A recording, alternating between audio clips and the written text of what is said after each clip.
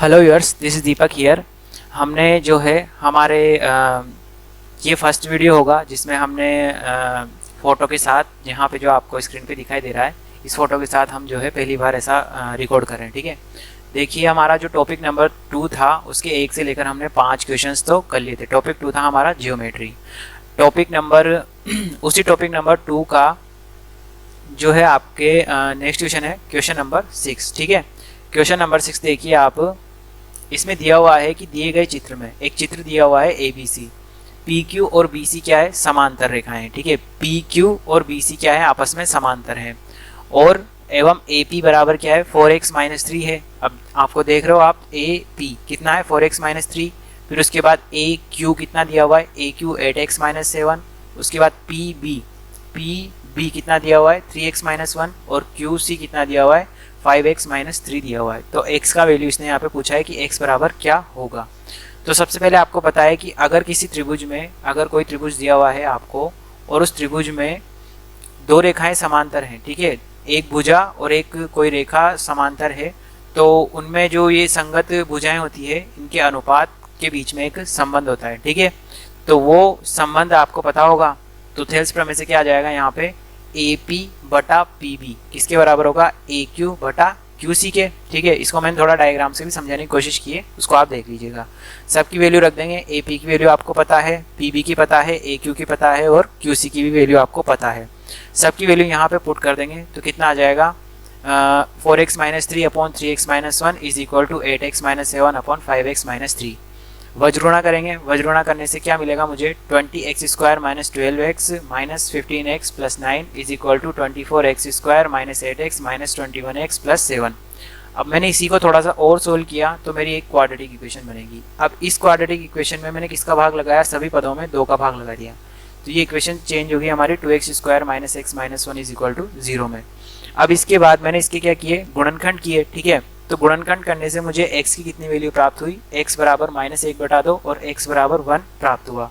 अब x के 2 value प्राप्त हुए, लेकिन यहाँ पे ऑप्शन में x का एक ही मान दिया हुआ है और x बराबर माइनस 1/2 इसने क्वेश्चन में दिया हुआ नहीं है। तो इसका सही आंसर क्या होगा? x बराबर 1 इसका सही आंसर होगा। तो कौन सा ऑप्शन सही होगा हमारा? ऑप्शन डी क्या होगा? करेक्ट आंसर होगा, x बराबर 1 होगा। ठीक है, अगले क्वेश्चन पे आ जाओ।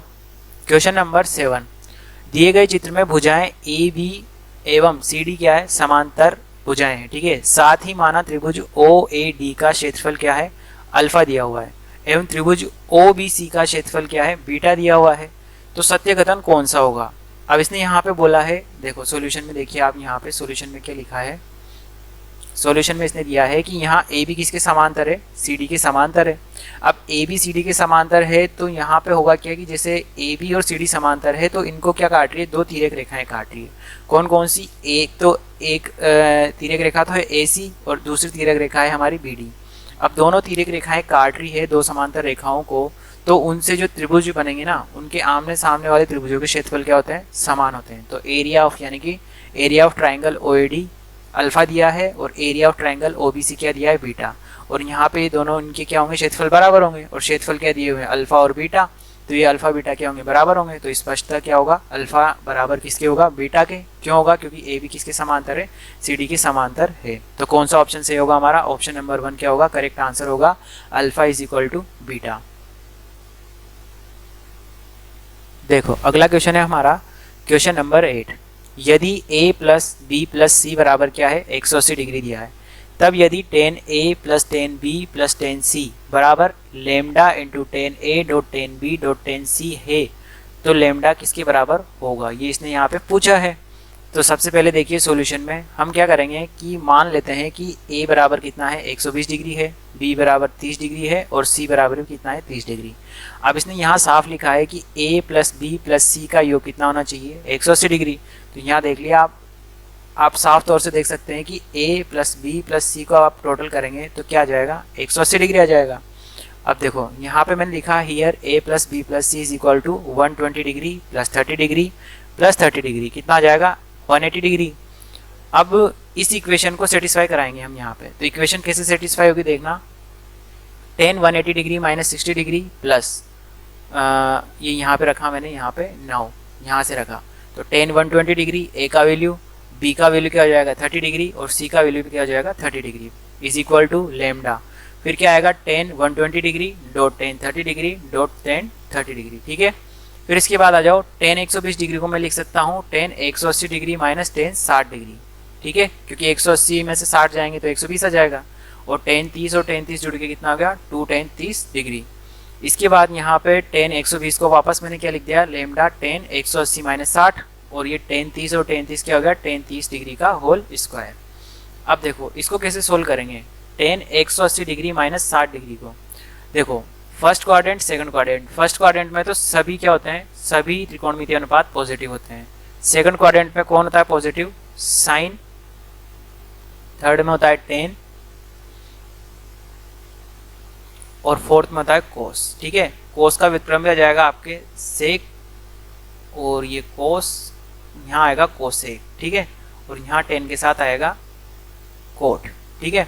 तो सेकंड क्वाड्रेंट में आपके टेन का वैल्यू निकाल रहे हैं टेन का, तो सेकंड क्वाड्रेंट में टेन क्या होगा नेगेटिव होगा, ठीक है। तो यहाँ पे इसका वैल्यू फाइनली क्या आएगा नेगेटिव और किसके बराबर आएगा टेन 60 के बराबर। टेन चेंज क्यों नहीं हुआ क्योंकि आपके कहाँ से जा रहे हैं हम 180 डिग्री में से माइनस कर रहे हैं। ये होती है हमारी नो चेंज लाइन एक्स अक्ष और ये होती है हमारी चेंज लाइन। अगर हम इस वाली अक्ष से इधर या इधर आते हैं या फिर इधर या इधर जाते हैं तो क्या होता है हमारा ये त्रिकोणमितीय अनुपात उसके पूरक त्रिकोणमितीय अनुपात में चेंज हो जाता है। लेकिन हमारी जो ये होती है एक्स अक्ष इसके सापेक्ष अगर हम इधर या इधर आएँ या इससे इधर या इधर जाएँ तो क्या होगा चेंज नहीं होगा त्रिकोणमितीय अनुपात उसके पूरक त्रिकोणमितीय अनुपात में। तो क्या आ जाएगा टेन 180 माइनस 60 डिग्री, ठीक है, तो ये हो जाएगा माइनस टेन 60 डिग्री के बराबर और यहाँ पे भी माइनस टेन 60 डिग्री के बराबर। उसके बाद टेन 60 डिग्री का वैल्यू रख देंगे √3, टेन 30 का वैल्यू 1/√3, यहाँ पे भी टेन 60 की वैल्यू √3 और टेन स्क्वायर 30 डिग्री है तो ये स्क्वायर की वजह से √3 इंटू √3 आ जाएगा।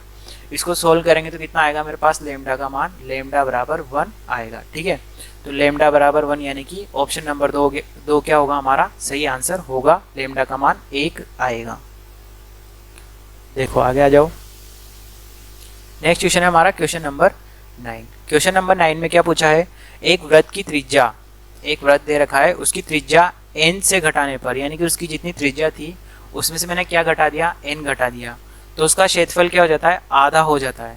तो उस वृत्त की त्रिज्या इसने यहाँ पे पूछी है कि वृत्त की त्रिज्या क्या होगी, ठीक है। मान लेते हैं कि वृत्त की त्रिज्या क्या है r है, ठीक है। तो यहाँ पे उसका क्षेत्रफल क्या हो जाएगा डेल्टा 1 पाई r स्क्वायर। तो त्रिज्या r माइनस n होने पर यानी कि त्रिज्या में से क्या किया मैंने n को हटा दिया यानी n कम कर दिया तो r माइनस n होने पे क्या हो जाएगा डेल्टा 2। अब क्षेत्रफल क्या आ जाएगा मैंने उसको डेल्टा 2 मान लिया तो डेल्टा 2 बराबर आ जाएगा मेरे पास पाई r माइनस n का होल स्क्वायर। तो डेल्टा 2 बराबर क्या आ जाएगा डेल्टा 1/2, ठीक है। यहाँ पे इसने दिया है ये संबंध, ठीक है। उसका क्षेत्रफल क्या हो जाता है आधा, तो क्षेत्रफल बाद वाला क्षेत्रफल पहले वाले का क्या हो गया आधा हो गया। अब इसके बाद क्या करूँगा मैं इस वाले समीकरण में ये जो क्या है इक्वेशन बना मेरा, इस इक्वेशन में क्या करेंगे हम मान रख देंगे डेल्टा 2 डेल्टा 1 का। डेल्टा 2 का तो मान ही हो जाएगा पाई r माइनस n का होल स्क्वायर और डेल्टा 1 का हो जाएगा पाई r स्क्वायर बाई 2, ठीक है, और ये अपॉन में 2 है ही सही। इसके बाद पाई से पाई कैंसिल आउट हो गया, ठीक है। अब इसी को मैंने थोड़ा सा और सोल्व किया तो ये आएगा मेरा एक क्वाड्रेटिक इक्वेशन बनेगा, द्विघात समीकरण बनेगा यहाँ पे, ठीक है। अब इस द्विघात समीकरण के मेरे को मूल निकालने तो मैं क्या लगा रहा हूँ श्रीधराचार्य विधि लगा रहा हूँ, ठीक है। श्रीधर आचार्य विधि, ठीक है, श्रीधर आचार्य विधि लगा देंगे यहाँ पे। तो श्रीधराचार्य विधि की से क्या आएगा श्रीधराचार्य विधि होती है हमारी ax square plus bx plus c बराबर 0। अगर आपका कोई द्विघात समीकरण दिया हुआ है तो उसके मूल कैसे निकलेंगे x is equal to minus B plus minus √b square minus 4ac upon 2a से आपके दोनों मूल निकल जाएंगे। दो मूल आएंगे, एक प्लस वाले चिन्ह से आएगा एक माइनस वाले चिन्ह से आएगा।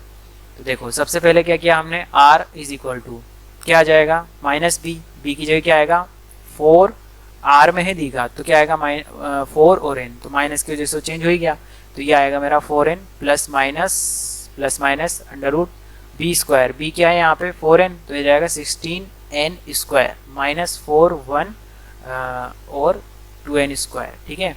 इसको सोल्व करेंगे तो आएगा 4 इंटू 2n स्क्वायर और आगे बाहर 4n और अपॉन में 2।